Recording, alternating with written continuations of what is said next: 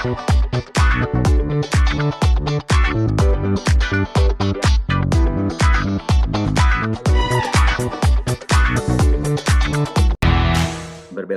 buat kakak iparnya Pak Sutrisno yang dipanggil Tuhan. Kami juga mengucapkan selamat hari Natal dan selamat menempuh tahun 2025 dengan semangat. Walaupun prediksi dari pengamat bahwa 2025 masa sulit, tapi kita percaya bahwa yang paling penting mau sulit mau enggak, yang paling penting Tuhan menyertai kita. Nah, hari ini kita akan belajar dari 1 Samuel pasal 1 ayat 1 sampai 20, di mana seseorang yang bernama Hana, walaupun kandungannya tertutup, akhirnya doa Hana dijawab oleh Tuhan. Bukan hanya 1 orang saja, tapi diberikan anak lagi 3 laki-laki dan 2 perempuan. Nah, kita akan belajar dari 1 Samuel pasal 1 ayat 1 sampai 20. Saya nggak akan bacakan semua karena ini panjangan. Kita akan dibaca beberapa ayat aja. Nah, diceritakan di sini bahwa ada 1 laki-laki bernama Elia mempunyai 2 istri ya. Yang satu Penina diberikan seorang anak, mendapatkan anak, sedangkan Hana karena tertutup kandungannya tidak diberikan anak. Nah, kita akan belajar 4 hal dari pembacaan ini, 4 hal yang membuat doa Hana terjawab. Nah, yang pertama, kita harus tetap percaya dan fokus kepada Tuhan. Nah, saudara, kalau percaya kepada Tuhan dalam situasi yang enak-enak, diberkati, tidak ada masalah, semua baik-baik aja, ya itu gampang ya saudara. Tetapi kalau kita percaya tapi ada masalah, nah di sanalah iman kita diuji ya. Kalau kita percaya, harusnya fokus kita tetap kepada firman Tuhan, jangan biarkan hal-hal yang lain membuat iman kita goyah ya. Makanya kita perlu juga komunitas yang baik, yang bisa saling mendukung, saling mendoakan seperti Persekutuan Dorea ini. Nah, saudara, kadang-kadang seperti Hana, dia dari tahun ke tahun pergi ke Sion ya. Tetapi Penina, madunya seringkali menyakiti. Nah, saudara, kadang-kadang kalau ikut Tuhan, percaya pada Tuhan, bukan berarti kita tidak ada masalah. Banyak hal-hal yang membuat kita kadang-kadang jadi membuat kurang yakin gitu ya, kurang yakin karena tiba-tiba ada teman-teman bilang, ngapain ikut-ikut Tuhan, doa juga tetap belum dijawab atau masalah tetap ada. Nah, ini kadang-kadang kita harus men-skip hal-hal yang begini. Jadi kita tidak akan terima hal-hal dari luar. Yang paling penting kita akan harus terima firman Tuhan itu ya dan amin. Janji Tuhan itu pasti digenapi dalam setiap kita ya. Kalau kita fokusnya kepada Tuhan, maka iman kita akan kuat. Kita akan kuat. Tetapi kalau kita fokus kita kepada masalah, kita pasti khawatir, kita pasti takut, kita pasti ragu-ragu. Oleh karena itu, mulai saat ini kita semua fokus kepada Tuhan. Nah, saudara, yang kedua, motivasi yang benar. Di dalam ayat yang 11, ntar saya bacakan ya, ayat 11 di dalam 1 Samuel 1 ayat 11. Kemudian bernasarlah ia, katanya, Tuhan semesta alam, jika sungguh-sungguh engkau memperhatikan sengsara hambamu ini dan mengingat kepadaku dan tidak melupakan hambamu ini, tetapi memberikannya kepada hambamu ini seorang anak laki-laki, maka aku akan memberikan dia kepada Tuhan untuk seumur hidupnya dan pisau cukur tidak akan menyentuh kepalanya. Nah, yang kedua, kita belajar dari pembacaan 1 Samuel ini, motivasi kita di dalam kita berdoa harus benar ya. Jangan sampai kita berdoa mempunyai motivasi yang salah. Dalam Yakobus 4 ayat 3 disebutkan, atau kamu berdoa juga tetapi kamu tidak menerima apa-apa karena kamu salah berdoa, sebab yang kamu minta itu hendak kamu habiskan untuk memuaskan hawa nafsumu. Saudara, kadang-kadang doa kita tidak dijawab itu bukan berarti Tuhan tidak mendengar ya saudara. Doa kita tidak jawab karena kita inginnya memuaskan hawa nafsu. Kita salah berdoa, kita ingin memuaskan hawa nafsu kita ya. Jadi mulai saat ini kita harus berdoa dengan motivasi yang benar, seperti Hana yang dia berdoa untuk mempunyai anak dan dia bernasar bahwa kalau punya anak, anaknya itu akan dipersembahkan kepada Tuhan. Nah, doa Hana itu dijawab, malahan bukan seorang anak aja, tapi diberikan beberapa anak lagi. Nah, yang ketiga saudara, dari pasal ayat 18, kita di dalam menghadapi masalah, di dalam menghadapi situasi apapun, tetap harus bersyukur, berserah, dan jangan berkeluh kesah. Kita akan baca di dalam ayat 18. Sesudah itu berkatalah perempuan itu, biarlah hambamu ini mendapat belas kasihan daripadamu. Lalu keluarlah perempuan itu, ia mau makan dan mukanya tidak muram lagi. Dalam menghadapi setiap masalah, biasanya kita ini berkeluh kesah. Kadang-kadang juga kita bersedih, kadang-kadang kita juga tertekan, kadang-kadang kita khawatir. Nah, firman Tuhan mengatakan bahwa ketika kita menghadapi masalah, kita harus bersukacita, kita harus bersyukur ya.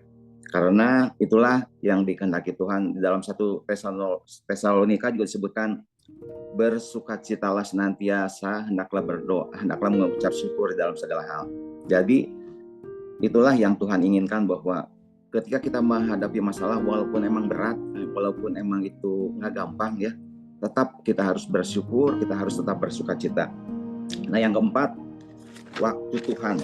Jadi doa kita mungkin kita inginnya cepat-cepat dijawab, inginnya kita ini sebenarnya kadang-kadang berdoa itu bukannya menjadikan Tuhan sebagai Tuhan ya, tapi kadang-kadang kita sendiri yang jadi Tuhan, menyuruh Tuhan bahwa Tuhan cepat ini jawab, cepat ini jawab.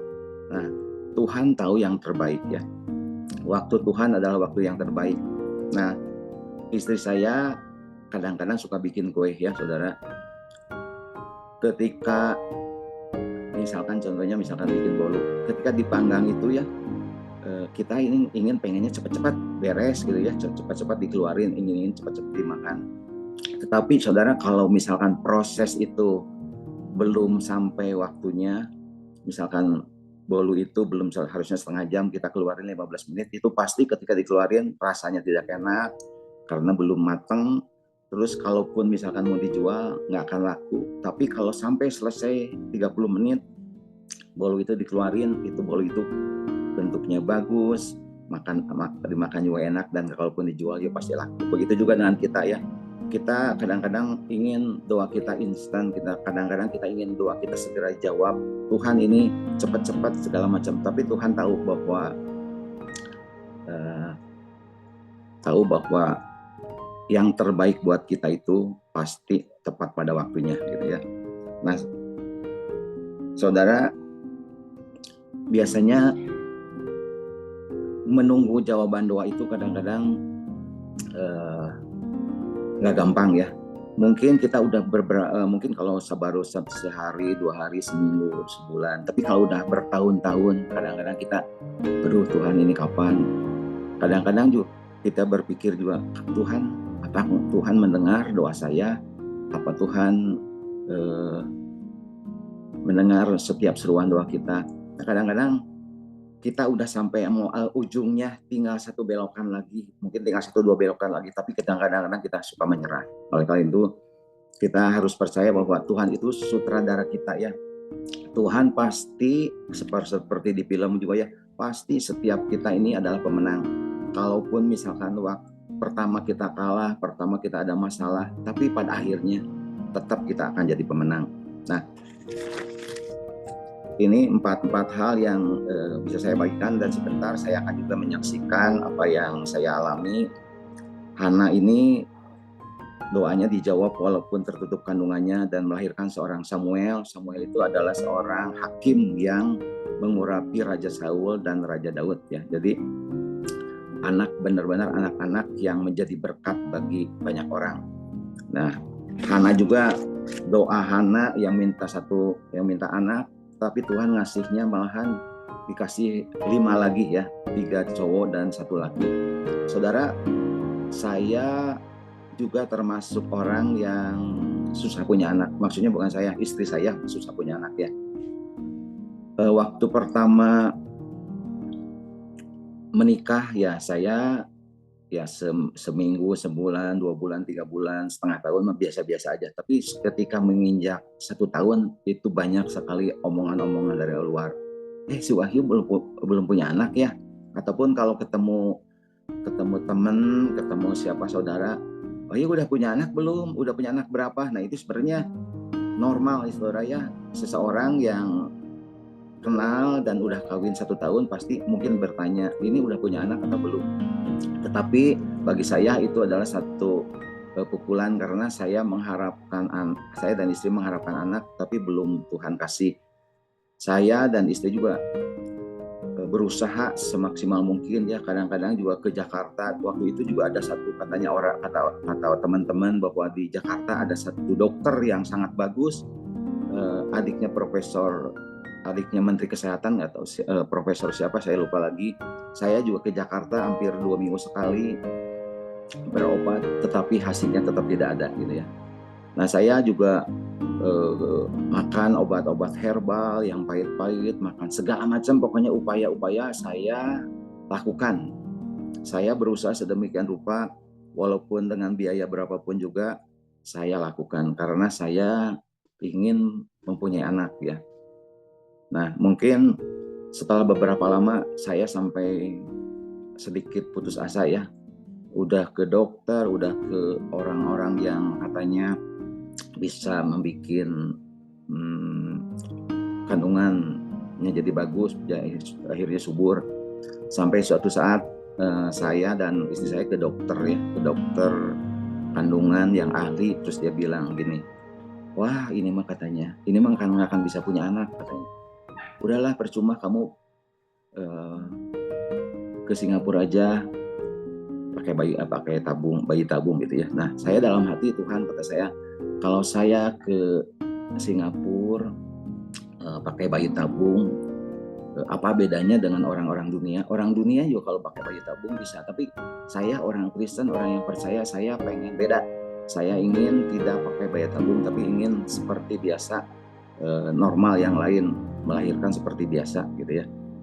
Nah itu setelah saya berdoa gitu, Tuhan ingatkan pada saya, satu saat kamu pasti akan dapat gitu ya. Cuman istri saya bilang, ya berdoa percaya, tapi harus kita juga bertindak karena si dokter itu bilang, ternyata saya ada satu masalah ya di sperma saya. Di sperma saya itu tidak ada yang bagus saudara ya. Sperma saya itu jelek dan cukup saja. Sedangkan untuk membuat hasil kandungan ini, buat istri saya mengandung itu ya, perlu satu sperma yang bagus gitu ya. Nah sedangkan saya tidak ada, cuma ada yang cukup dan jelek. Nah jadi dokter ini bilang, kamu udah pasti udah nggak mungkin punya anak karena syaratnya juga satu sperma saja yang baik, sedangkan kamu tidak ada. Kamu ini katanya terkena sakit verokekal apa, nggak tahu, saya juga lupa lagi. Jadi ketika sperma ini hendak berjalan, hendak membuahi sel telur, di tengah jalan udah mati. Jadi nggak akan mungkin terjadi. Akhirnya dokter menyarankan bahwa udah kamu dioperasi saja supaya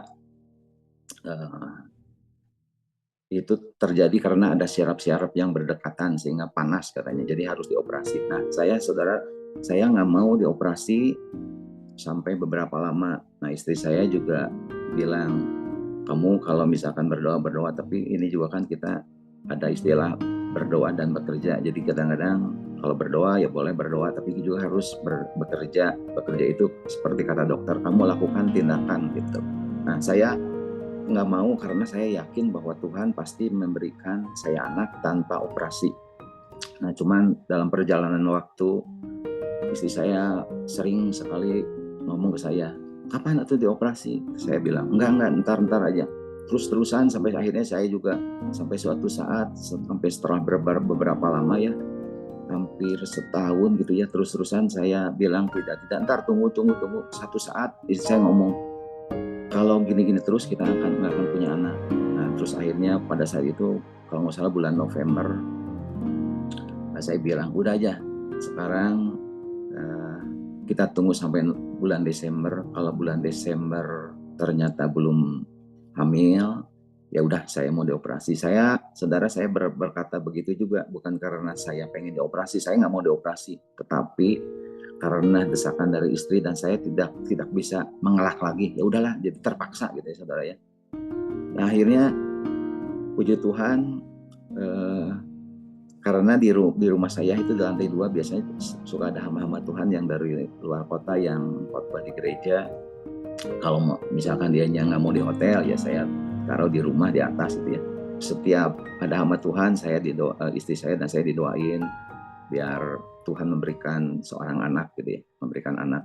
Nah, puji Tuhan, waktu saya di jalan, istri saya di rumah telepon, kok katanya, ini saya tadi udah dites pakai tes kehamilan itu ya, ini kayaknya ada garis 2 tapi masih samar-samar. Ini kan biasanya kalau yang hamil itu positif tuh garisnya 2, tapi ini yang satu samar-samar.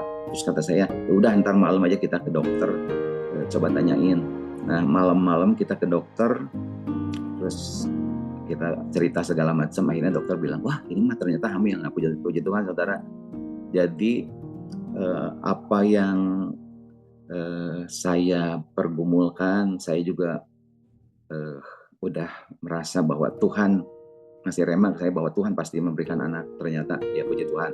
Nah, setelah anak satu, anak saya tumbuh besar sampai setahun 2 tahun. Anak itu tiba-tiba malam-malam nangis gitu ya saudara, nangis, mah Pak kita ini salah berdoa nih. Kenapa Kak? Saya juga kaget juga, kenapa salah berdoa? Ini saudara-saudara semua join, saudara-saudara semua punya anak minimal 2 ya, minimal 2, tapi kenapa kita punya 1, belum punya dedek. Jadi ternyata anak saya itu pengen adik gitu ya saudara. Coba tanyain ke saudara-saudara, kan biasa kita ada gabung ini di grup gitu ya. Nah, kita di sana cerita gini. Nah, sebenarnya saya cerita kayak gitu ke saudara-saudara yang join itu. Ya, doa mah biasa aja kayak gitu. Nah, ya kita juga ceritain lagi ke anak itu. Terus anak itu juga setiap malam ngebelai perut istri saya, doain Tuhan biarlah perut mama juga mengandung lagi dan Tuhan memberikan lagi adik gitu ya. Sampai 6 tahun Tuhan memberikan lagi kepada saya seorang anak lagi 2 gitu. Jadi menurut dokter yang katanya tidak mempunyai anak, tetapi menurut Tuhan, kalau menurut Tuhan mau memberikan anak, mau berapa juga pasti. Jadi dari kesaksian ini kita belajar ya bahwa kata orang, kata dokter, kata siapapun juga, kata ahli ekonomi, mungkin ekonomi 2025 nggak baik, tapi yang paling penting kita harus percaya kata Tuhan apa. Nah, ketika kita percaya kepada Tuhan, kita akan tenang, dan yang paling penting kita harus fokus seperti tadi juga. Yang pertama kita harus tetap percaya pada Tuhan, fokus. Yang kedua, harus motivasi kita yang benar, kita harus bersyukur, bersukacita walaupun dalam ada masalah, dan yang keempat, waktunya Tuhan. Jadi kita nggak boleh memaksa Tuhan untuk menjawab doa kita. Kita percayakan bahwa Tuhan pasti memberikan waktu yang terbaik buat kita, karena Tuhan yang tahu segala masalah dalam kehidupan kita. Nah, mungkin Bapak Ibu Saudara sekalian, bagi Bapak Ibu Saudara sekalian, punya anak itu gampang ya, mau saudara berapa juga mungkin bisa ya. Tapi mungkin masalahnya ada masalah yang lain, mungkin masalah keluarga, masalah pekerjaan, keuangan, masalah sakit penyakit. Saya percaya bahwa Tuhan yang sama yang menolong saya, yang menolong Hana, pasti juga menolong setiap kita semua.